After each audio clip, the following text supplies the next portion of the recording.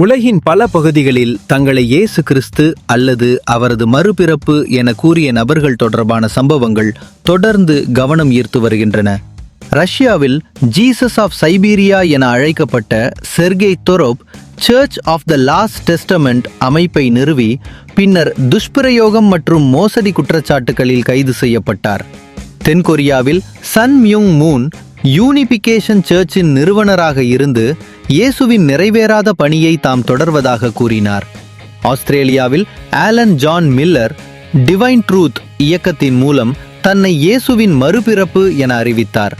பிலிப்பைன்ஸில் Apollo கிவலோய் தேவனால் நியமிக்கப்பட்ட மகன் என கூறி கடுமையான சட்ட நடவடிக்கைகளை எதிர்கொண்டார். அமெரிக்காவில் டேவிட் கோரேஷ் மெசியா அடையாளம் கூறியதன் விளைவாக 1993ஆம் ஆண்டு வேகோ துயரச் சம்பவம் நிகழ்ந்தது.